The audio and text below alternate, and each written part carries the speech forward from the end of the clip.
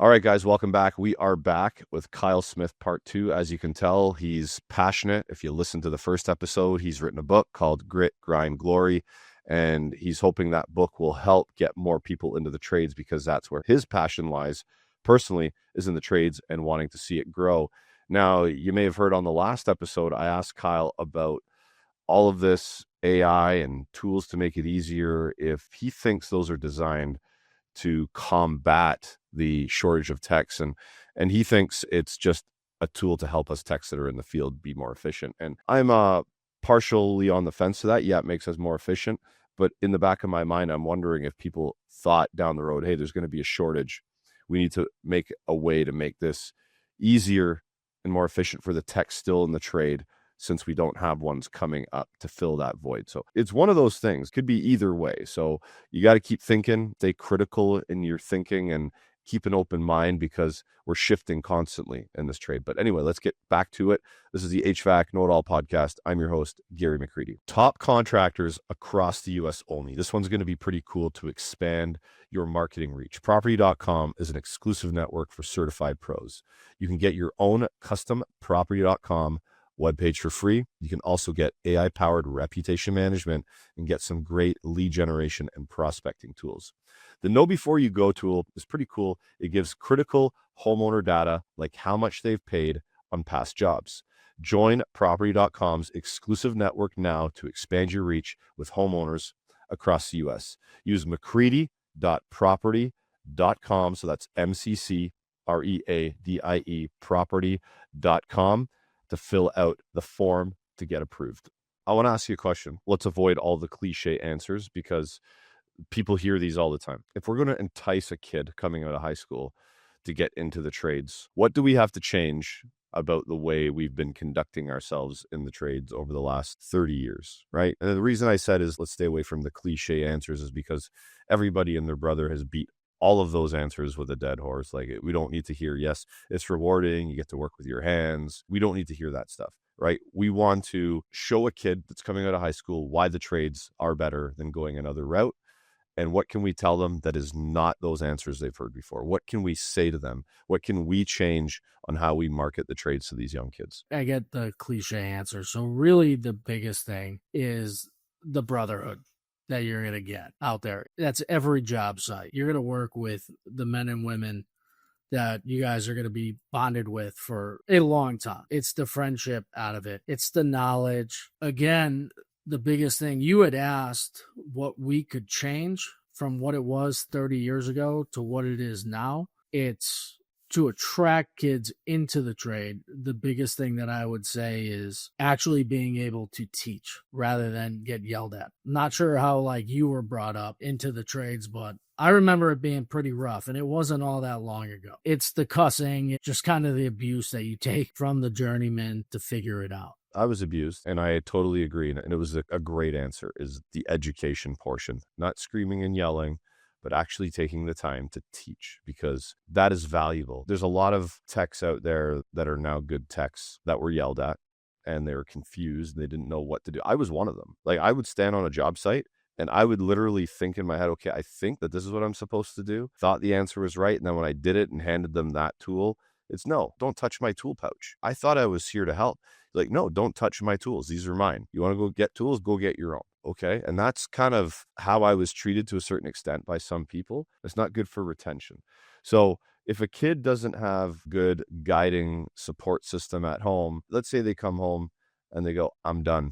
This guy talked to me like I'm a dick and I'm done with it. The talk at home goes, okay, no problem, Jimmy, whatever his name is or her name, you'll find another job. Let's quit and go on. But if the support at home is, you know what, maybe that guy was having a bad day, or maybe you got to bear in a little bit. Maybe you got to dig deep and just bear with it and learn some stuff from these guys. Yeah, you might get treated a little. That's the kind of support I got, is like, guys are going to be dicks to you, but learn as much as you can, absorb as much as you can, and stick with it, and you'll come out much stronger. But if you don't have the support at home to say, stick with it, dig deep, don't back down. If you don't have that support and you just keep moving on from job to job to job because everybody or one person says something you don't like, then you're never going to become successful, because you've been given an excuse from someone you looked up to that it's okay, just let's move on because I didn't like that one thing.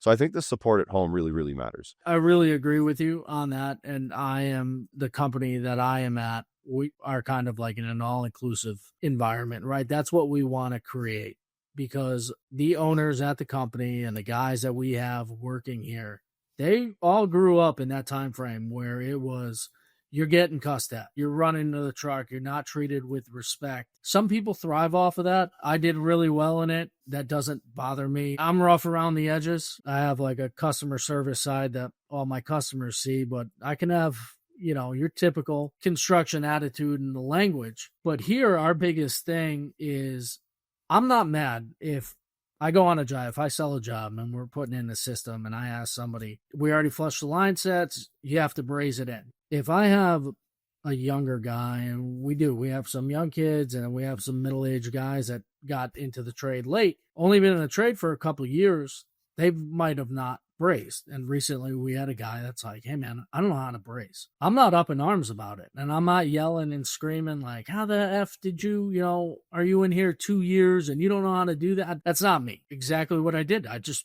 pulled him aside. I said, all right, well, here, we got scrap copper here. This is how you do it. This is how you light the torch. This is how you set it. This is how you rotate it. He's a bigger guy like myself. I was like, we don't have the luxury of being skinny, being able to get in. You're going to have to lay down. You're going to have to practice, be uncomfortable to get good at this. And in 20 minutes of practicing, I was like, man, have at it. And he did pretty good. A few adjustments here and there. That's the whole thing. We have to educate rather than scream and yell. That's what the book touches on. It touches that as you're growing, because again, it starts as being like an apprentice and you're climbing all the way up. It talks about that. One of the biggest things in the book that I really wanted to focus on is train the next you. Yelling and screaming is not going to work. Take the time to educate somebody. I don't care. As like an account manager, if I'm quoting a job and I have 14 hours on it and you go over a few hours because you were training somebody, it doesn't matter. The job got done. It got done correctly.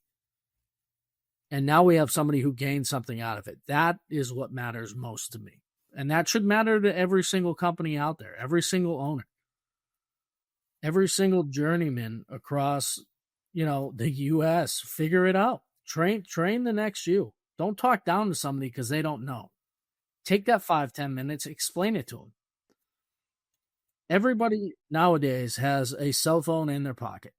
Computer in your pocket. Yeah, we have the greatest advantage in the world to become good technicians. Exactly. Pull it out. Use it. Educate yourself. Take time. You get half hour for lunch.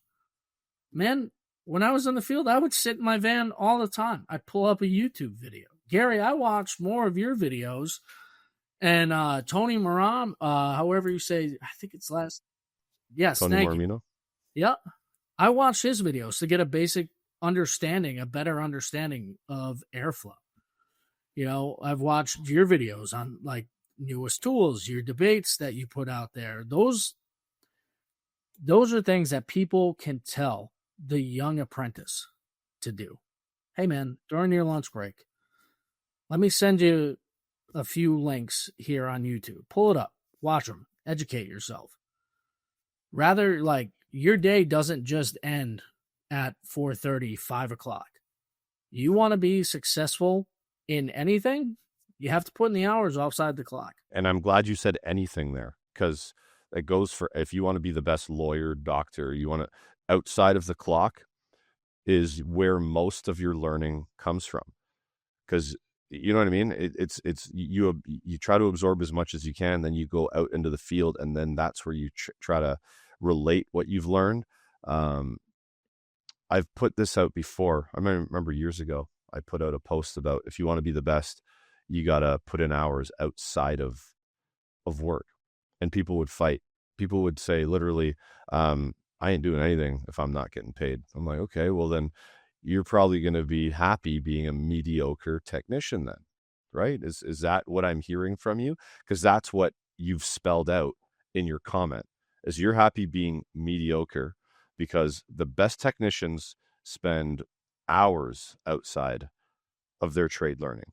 Hours outside. When I first started HVAC Know-It-All here, and I was doing podcasts and stuff like that, I was learning tons. I wasn't in the field. I was sitting at a computer having conversations with people, absorbing their knowledge, and I wasn't getting paid a dime for it. Right. And then I can sit here and say if the trade is this big, Kyle, I only know about this much of the trade, that much of it. And I've spent hours upon hours of my own time and getting paid learning it, but I still only know this much of this much. So that tells you how vast and how big it is. 100%. I mean, you are correct. And I've come across those same guys. Hey, I'm not learning off the clock. I'm not getting paid for it. Well, like, come review time, whatever. I'm not the one doing your reviews, but it's going to be noticed. We notice who's doing the work off hours, and they're sharp, man. We have a kid right now. It's amazing to see, because I've been looking for this type for a long time. He's asking all the right questions. We have manuals at the shop, and as soon as he doesn't understand something, he doesn't know how to do it, that manual's in his truck and he's reading it. He's got it pulled up, and you best believe he comes in the next day and he knows everything there is. He knows any mistakes that he made. Hey, I got to go back. I didn't set this correctly. Okay, cool. Go back. That's going to be somebody who is going to be so successful in the trades. You said something earlier, and this off after this, and I want you to tell people where they can potentially look you up to get a copy of your book if they want to read it. But what I wanted to say is, I'm glad. It's about 10 minutes ago you mentioned that you had took someone aside and taught them brazing in about 20 minutes. I'm glad you said that, because I want to speak to everybody that's sitting here listening right now. Brazing doesn't define you as a technician, and I love the hardcores. Anytime you talk about press or a different method to join pipe, it's always you're taking skill out of the trade, but you just taught someone how to do it in 20 minutes. It's not that difficult. The skill sets are individualized. There's a ton of them, but it's knowing when and where to put them together and use them. The knowledge of thermodynamics and troubleshooting and refrigeration and how the cycle works and how to troubleshoot within that cycle, all of those things, those are the things that make you a great technician. How you join a pipe, it really doesn't matter, as long as it's leak free, as long as it can hold a vacuum, as long as you do it correctly, you're using nitrogen, or if you're pressing, you're cleaning the pipe properly, you're deburring it, using the right depth gauge and all that stuff.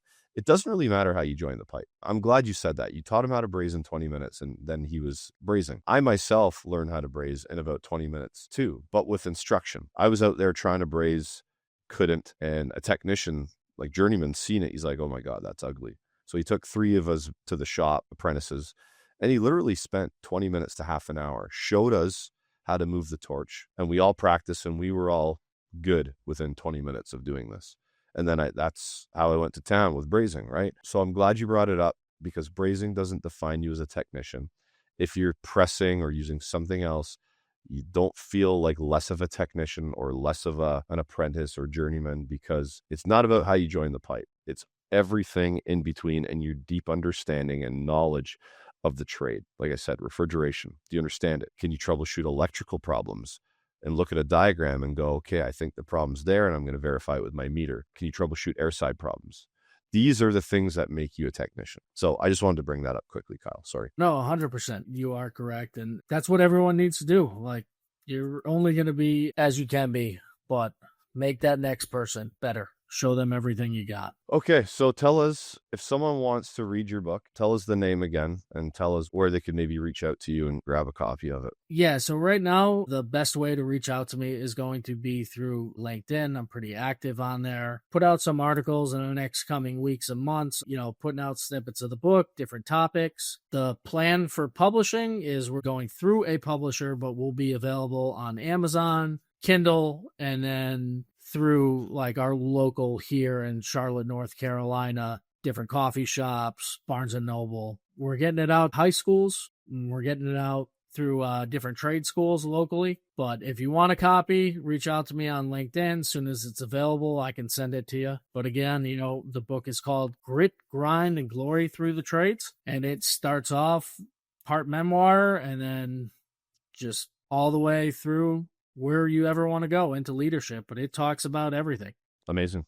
Cool. Yep. So everything from the beginning to mental illness, because there is a big part of that people face here in the trades, burnout, how to get through all that. And that's what it touches on. So real life experiences. Mental illness is a big one. Addiction, mental illness, family struggles, all that kind of stuff really, really matters. And I'm looking to start more of a bit of a thing on that in 2026 to deep dive into some of those things on the podcast as well. So I appreciate you being here today, Kyle, and good for you for taking the time to write a book, and hopefully you get it into the hands of readers. They take something from it. Gary, thank you for having me. I really appreciate it. And thank you for the content you put out. Hey, my pleasure, man.